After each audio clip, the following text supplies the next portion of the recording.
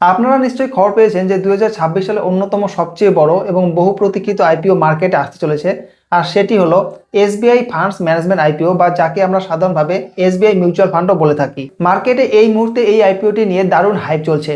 অনেকেই হয়তো ভাবছেন যে এই আইপিওতে কি আমাদের অ্যাপ্লাই করা উচিত নাকি অ্যাভয়েড করা ভালো, লিস্টিং গেজ কতটা হতে পারে, আর লং টার্মের জন্য এই শেয়ার কেমন হবে। আজকের এই ভিডিওতে আমি আপনাদের জন্য এসবিআই ফান্ডস ম্যানেজমেন্ট আইপিওর একটি ডিটেল অ্যানালিসিস নিয়ে এসেছি। একদম সহজ বাংলায় আমরা বোঝার চেষ্টা করব যে একজন রিটেল ইনভেস্টর বা বিগিনার হিসেবে আপনার ঠিক কি ডিসিশন নেওয়া উচিত। তাই ভিডিওটা স্কিপ না করে একদম শেষ পর্যন্ত দেখুন। চলুন তাহলে শুরু করা যাক। প্রথমে আমরা জেনে নেব কোম্পানি ব্যাকগ্রাউন্ড সম্পর্কে, অর্থাৎ কোম্পানিটি আসলে কি করে।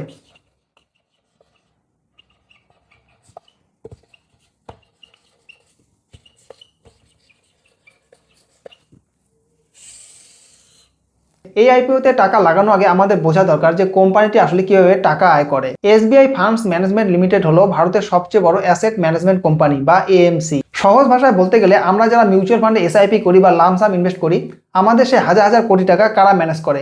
এই এএমসি গুলোই ম্যানেজ করে। এই কোম্পানিটি মূলত আমাদের সবার পরিচিত স্টেট ব্যাংক অফ ইন্ডিয়া এবং ফ্রান্সের একটি বিখ্যাত কোম্পানি আমুন্ডি অ্যাসেট ম্যানেজমেন্টের একটি জয়েন্ট ভেঞ্চার। এসবিআই এর নাম যুক্ত থাকার কারণে ভারতের আনাচে কানাচে এদের রিচ রয়েছে, আর সাধারণ মানুষের মনে এদের প্রতি একটা অগাধ ভরসাও রয়েছে। আপনারা জানলে অবাক হবেন যে বর্তমানে এদের অ্যাসেট আন্ডার ম্যানেজমেন্ট বা ম্যানেজ করা মোট ফান্ডের পরিমাণ 12.5 লক্ষ কোটি টাকারও বেশি। হ্যাঁ, ঠিকই শুনেছেন, ভারতের মিউচুয়াল ফান্ড মার্কেটে এদের মার্কেট শেয়ার সবচেয়ে বেশি। শুধু আপনার বা আমার মতো রিটেল ইনভেস্টররাই নন, বড় বড় প্রাতিষ্ঠানিক ক্লায়েন্টস, পেনশন ফান্ডস এবং কর্পোরেট ট্রেজারিসের টাকাও এরা ম্যানেজ করে, অর্থাৎ কোম্পানির ফাউন্ডেশন খুবই শক্ত। এবার তাহলে জেনে নেওয়া যাক কি IPO details and quotas.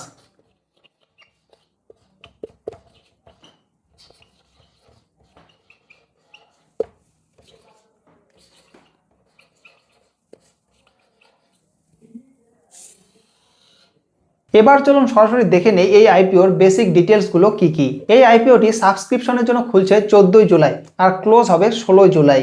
Price band অর্থাৎ শেয়ারের দাম রাখা হয়েছে 545 টাকা থেকে 574 টাকা প্রতি শেয়ার। আমরা যারা রিটেল ইনভেস্টর তারা অ্যালটমেন্ট পাওয়ার চান্স বাড়াতে সবসময় আপার ব্যান্ড অর্থাৎ 574 টাকাতেই বিট করব। লট সাইজ এবং মিনিমাম ইনভেস্টমেন্ট যদি দেখি তাহলে এক লটে থাকছে 26টি শেয়ার, অর্থাৎ রিটেল ক্যাটাগরিতে এক লট অ্যাপ্লাই করার জন্য আপনার মিনিমাম ইনভেস্টমেন্ট হবে 14,924 টাকা। আর ইস্যু সাইজ যদি দেখি তাহলে এই আইপিওটির টোটাল সাইজ হলো প্রায় 11,693 কোটি টাকা। এখানে একটা খুব ইম্পর্ট্যান্ট পয়েন্ট আছে, এই আইপিওটি সম্পূর্ণভাবে অফার ফর সেল। এর মানে হলো এই আইপিও থেকে ওঠা টাকার একটা পয়সাও কোম্পানির কাছে বা কোম্পানির বিজনেসে যাবে না। কোম্পানির যারা এক্সিস্টিং প্রমোটার আছেন অর্থাৎ এসবিআই এবং আমুন্ডি, তারা নিজেদের কিছু স্টেক বিক্রি করে প্রফিট বুক করছেন। আর হ্যাঁ, এখানে আপনাদের জন্য একটা দারুণ খবর আছে। আপনি যদি আগে থেকে স্টেট ব্যাংক অফ ইন্ডিয়ার শেয়ার হোল্ডার হয়ে থাকেন, অর্থাৎ 8 জুলাইয়ের আগে আপনার ডিম্যাট অ্যাকাউন্টে এসবিআই এর শেয়ার থাকে, তাহলে আপনার জন্য একটি আলাদা শেয়ার হোল্ডার কোটা থাকছে। এর মানে হলো আপনি রিটেল ক্যাটাগরি এবং শেয়ার হোল্ডার ক্যাটাগরি এই দুটোতেই আলাদাভাবে অ্যাপ্লাই করতে পারবেন, যা আপনার অ্যালটমেন্ট পাওয়ার চান্সকে ডবল করে দেবে। এছাড়া যারা এসবিআই এর এমপ্লয়ি তাদের জন্য 54 টাকার একটা দারুণ ডিসকাউন্টও রাখা হয়েছে। চলুন এবার তাহলে জেনে নেই ফাইন্যান্সিয়াল হেলথ এবং ইন্ডাস্ট্রি আউটলুক সম্পর্কে।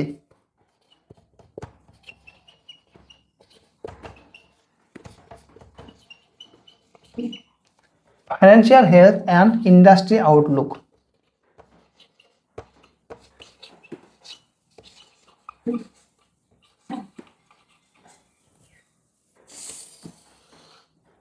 যে কোনো কোম্পানিতে ইনভেস্ট করার আগে তার ব্যালেন্স শিট দেখাটা মাস্ট।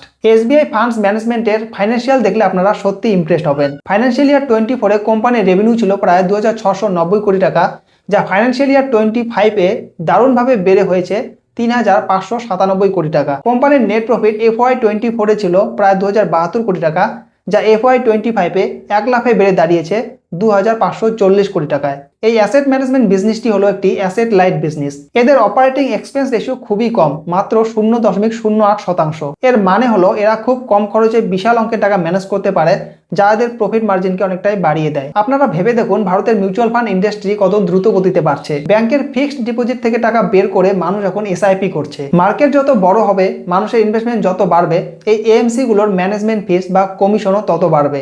আর এই দৌড়ে এসবিআই সব থেকে এগিয়ে আছে। চলুন এবার তাহলে জেনে নিই ভ্যালুয়েশন এবং গ্রে মার্কেট প্রিমিয়াম সম্পর্কে।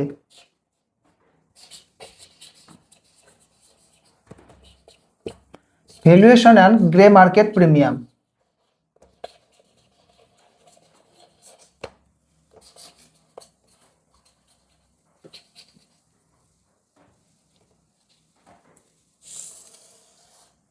মার্কেটে আগে থেকেই HDFC AMC, Nippon Life India এবং আইসিআইসিআই প্রুডেন্সিয়াল এএমসির মতো বড় বড় কোম্পানি লিস্টেড আছে। তাদের তুলনায় এসবিআই এর ভ্যালুয়েশন কেমন? 574 টাকার প্রাইস ব্যান্ড অনুযায়ী কোম্পানির টোটাল মার্কেট ক্যাপ দাঁড়াচ্ছে প্রায় 1.17 লক্ষ কোটি টাকা। মার্কেট লিডার হওয়ার কারণে এরা একটু প্রিমিয়াম ভ্যালুয়েশন ডিমান্ড করছে ঠিকই, তবে এদের রিটার্ন অন নেটওয়ার্থ প্রায় 33%-এরও বেশি, যা একে জাস্টিফাই করে। এবার আসি আপনাদের সবচেয়ে প্রিয় টপিকে, লিস্টিং এর দিন কত টাকা লাভ হতে পারে। আজকের দিনে দাঁড়িয়ে এসবিআই ফান্ড ম্যানেজমেন্ট আইপিওর জিএমপি বা গ্রে মার্কেট প্রিমিয়াম চলছে প্রায় 74 টাকা থেকে 90 টাকার আশেপাশে। এর মানে হলো 574 টাকার ইস্যু প্রাইসের উপর প্রায় 13% থেকে 15% প্রিমিয়ামে আনঅফিসিয়ালি এটি ট্রেড করছে, অর্থাৎ লিস্টিং এর দিন একটা ভালো লিস্টিং গেন আমরা আশা করতে পারি। তবে মনে রাখবেন জিএমপি মার্কেট সেন্টিমেন্টের উপর ভিত্তি করে প্রতিদিন বদলায়। এবার তাহলে আমরা কথা বলবো এই আইপিওর রিস্ক সম্পর্কে এবং শেষে থাকবে আমার ফাইনাল ভার্ডিক্ট, অর্থাৎ আপনার অ্যাপ্লাই করা উচিত নাকি উচিত নয়। Risk and final verdict. যে কোনো ইনভেস্টমেন্টের মতোই এখানেও কিছু রিস্ক বা ঝুঁকি আছে। প্রথম যে রিস্কটি হলো সেটি হলো মার্কেট ডিপেন্ডেন্সি। মার্কেটে বড় কোনো ক্র্যাশ এলে ইনভেস্টররা টাকা তুলে নেবে, AUM কমে যাবে আর কোম্পানির প্রফিটও বড়সড় ধাক্কা লাগবে।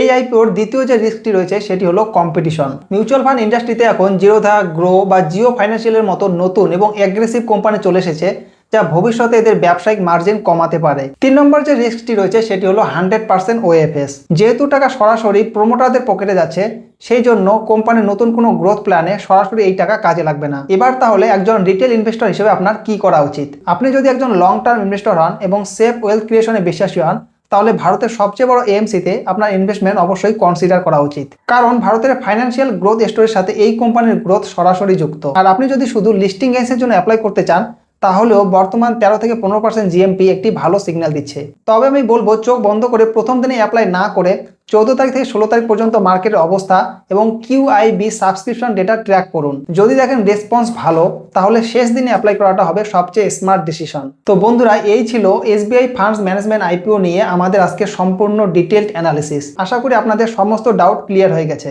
আপনারা কি এই আইপিওতে অ্যাপ্লাই করার জন্য আগ্রহী নাকি অ্যাভয়েড করবেন? নিচে কমেন্ট করে জানান। ভিডিওটি ইনফরমেটিভ মনে হলে একটা লাইক করুন আর আপনার বন্ধু এবং পরিবারের সাথে ভিডিওটা শেয়ার করুন। শেয়ার মার্কেট এবং পার্সোনাল ফাইন্যান্সের এই ধরনের ভিডিও সবার আগে পেতে চ্যানেলটি সাবস্ক্রাইব করে বেল আইকনটি প্রেস করে রাখুন। দেখা হচ্ছে পরের ভিডিওতে। Happy investing.